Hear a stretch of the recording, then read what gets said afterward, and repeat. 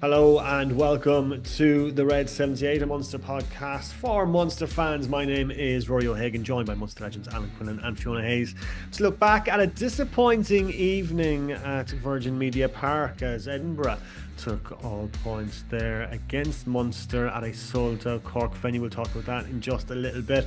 Also some big Munster news breaking in the last week with Peter O'Mahony announcing his retirement, Conor Murray set to leave at the end of the season, and JJ Hanrahan's move finally confirmed. We'll talk about all of that, and we look ahead to Ireland and France as well. So that's all to come on a packed episode of the Red 78. Fiona, Quinny, how are you guys?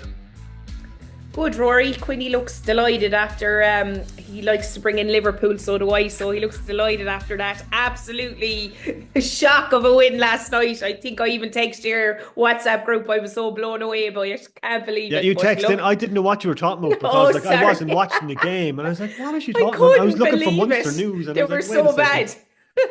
They were Yeah, so bad. but Quinny's a happy man, so today, are you? We'll have to stop bringing up Liverpool, or we'll They lose isolate the any fans. United listeners, Munster United fans. But Yeah. yeah, they were pretty poxed, really. It was an absolute battering, but yeah, not so good on Friday night in Virgin Media Park for Munster. It was incredibly disappointing, a poor performance overall. Yeah, it certainly was. We'll get into the weeds of that in just a little bit. First off, Fiona, a couple of comments reaching us, and again, just echoing, I suppose, what we've been saying there. Poor performance by Munster. Yeah, look, thanks again, guys, for sending them in. I'll read out a couple here. Anything you want to jump in on, Quinny, feel free as well. So we'll start with Phil Quinlan. Shocking hard to take that the loss last weekend. I'm sure it really hurt. Hopefully, backlash and bounce back ability comes next. A clean slate for a new guy to build on. Despite us hoping Prendergast would be appointed, let's keep O'Mahony involved as a priority.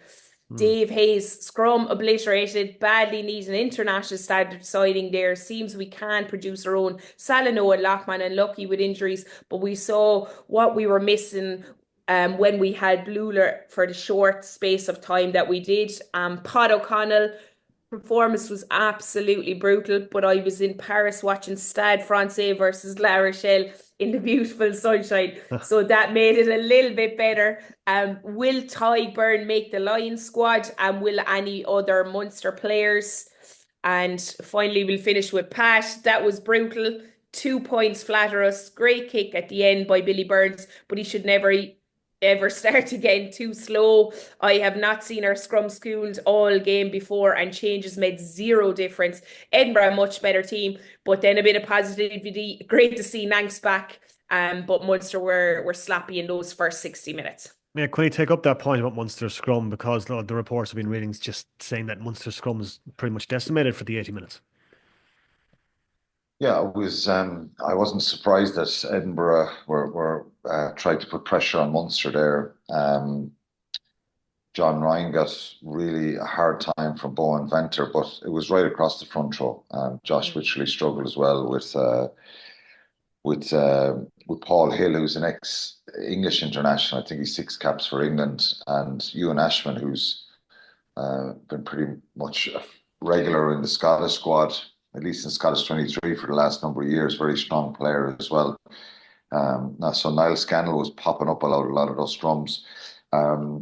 Munster gave away 10 penalties in the game. 8 of them were from scrums. It tells its own stories. You can't win a game. The other area that were Munster really poor is the kick receipts. There was 2 tries came from them. I think Shane McCarthy, obviously, for the first Crosby try, and then that try in the second half that, Ben O'Connor himself, one of them have to kind of try and gather that ball. It went loose. And that was the try that kind of eradicated any chance a Munster had of coming back, winning the game, possibly turning things around dramatically in the second half. Because Edinburgh really were containing a lot in the second half. They weren't in Munster's attack zone. But the platform is laid up front, really. You probably hear me and any other rugby pundits talking about it a lot. Your set piece is vital. If you get dominated there, you're going to struggle, no matter how good the rest of your team is. And they were very, very physical. And when you start getting ascendancy like that in a scrum, and you get the referee on your side, and the picture you're painting is of collapsing and body language, scrummaging inwards, players popping up in the scrum. It's very hard to change a ref's mentality or mind around that. One of the messages that came in there said that the changes didn't really make any difference. I thought they did. Um, uh, Not an incredibly huge difference, but they did make a difference. And Munster they were always going to come out and react in the second half. But going back to the question, Rory, about the scrum, I think some of it is a mental, psychological thing, where you have to have that fight and desire.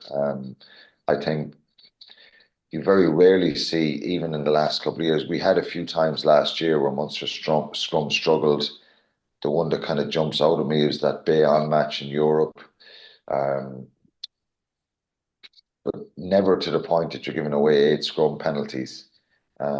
It was really worrying and concerning, I think, because we were talking the previous performance about Josh Wycherley coming back, and he putting on weight and looking stronger and bigger, and he put on a few kilos. We had heard reports about that. But so the three of them should have been able to at least get a bit of parity there, and they weren't able to do that. So very concerning. So it's not a complete technical issue and a size issue. John Ryan signed a new contract during the week. He's an experienced player who's played for Ireland. They were much too high in the scrum, and they could never kind of get themselves set at all. It's not just your front row. I think if you look at the Edinburgh second rows in Sykes and Sam Skinner, they're two big second rows. So there's probably a power weight issue there. I think with Wycherley, Fineen Wycherley, and Evan O'Connell in the second row, I think, and the rest of the back row for Munster, Thomas Aharon and John Hodnett and Gleeson, it's obviously it's a massive help when everybody is on song. So they look very disjointed. So it wasn't just the Munster front row, and they collapsed a lot, and there was so much pressure coming through at times that you saw Niall Scannell popping up a good few times. That pressure was incredible. So they're a very, very strong scrum, Edinburgh. Venter, the loose head, the South African loose head is well, it's something they pride themselves on, isn't it? The scrummaging. So it wasn't good enough. I think some of it was down to power and probably been technically good, but Munster need to be better. There needs to be more fight there. There needs to be a bit of anger. And because, it's not something that's been repetitive that this team is. Yeah. But you obviously could do with a bit of depth there. Lockman is missing, Kilcoyne, Ollie Jaeger missing again, Roman Salano. So there is a number of players that are missing that, sometimes making some changes, it does make a difference. And whether it's a technical thing or it's a desperation thing or whatever, or just power, different sort of power coming on. But it was alarming, and it really cost Munster the game. Fiona, you kind of texted straight after the game saying that wasn't great. What kind of areas, I suppose? Was that it, Rory? Was it? I'm paraphrasing, yeah. It wasn't great. So how not great was it, Fiona? Yeah, look, I think even, Quinny talked about that scrum platform that was so disappointing. Just real sloppiness, turnovers. I think there was 17 turnovers. I don't like saying individuals, but Shane McCarthy had 5 of them. Sometimes a guy just isn't having a game, and that's unfortunate because we have seen what talent he has. But certainly, I think Edinburgh were attacking that back three in particular, and it was an area they were really going after. When Calvin got injured as well, he went off. So look, it was sloppiness. Quinny spoke about the platform for a set piece, but also in the carries, in how they got over the gain line, wasn't happening at all. Just in general, a real poor performance. And something kind of that stuck with me when I was watching it as well, Rory, was I think it was around 23 minutes, 24 minutes when Edinburgh scored their first try. I mean, you're 23 minutes into the game. They were just out, or Munster were just outside 22. And if you freeze and watch the line speed out of the guys, 23 minutes into a game, just really slow. I think Edinburgh had 4 passes out wide from the left-hand side, and Munster's defence didn't even get up at all and cut that space out. So a lot of the aspects of it, I thought they looked tired. It's about that they couldn't have been tired, but it's that question, I suppose, as well, when you're looking at the games off. We know there's a big break now. They don't have a chance to go after that. But certainly I was very disappointed in watching it from the performance, the grit that we've seen from Munster in the last couple of seasons. The last couple of games, we speak about injuries every week, but we never ever questioned people going out and, getting up off the line or getting involved at ruck time, big carries. We saw absolutely none of that. And I think as well, look, you're not saying it's one player, but I definitely felt Coombs was a huge absence there.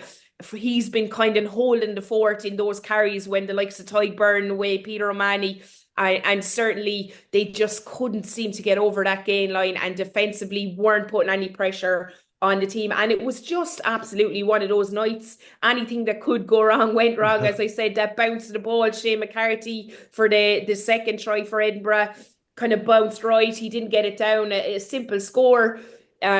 We also saw off the line out as well. I think it was just before half time.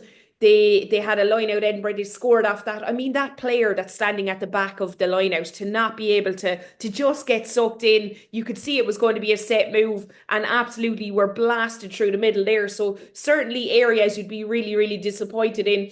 I will say it's uncharacteristic, I think, of some of those players. You spoke about the scrum. I have never seen a scrum that high in my life. Edinburgh were exceptional in exploiting it, but it's certainly, I think, switching off, getting on the wrong side of the referee, comedy errors, and they couldn't seem to crawl it back. But you also have to say, fair play to the likes of Nankivell. I thought he stood up just back for injury. He had a good game. And also to get that bonus point, get 2 bonus points and pull that out of the bag, that shows a bit of grit and determination. They'll just be very, very frustrated with 60 minutes rugby. And I think Ian Costello came out as well and said that just isn't good enough. And I suppose, I think you were chatting about it as well, Quinny. It's those guys that we're seeing on the periphery, the likes of Gleeson. Are they putting their hand up? Are they saying, look at me, select me? And certainly in these games, I don't think they are at the minute. So they need to be able to find an extra gear, because we've seen them at 20s level, Ben O'Connor, and just it doesn't seem to be transpiring at the minute. They're not getting, at that senior performance level. I suppose it's not good at times. But look, they're working hard. It's just, I want these guys to really make an impact and be putting their hands up like we've seen with other players in the past.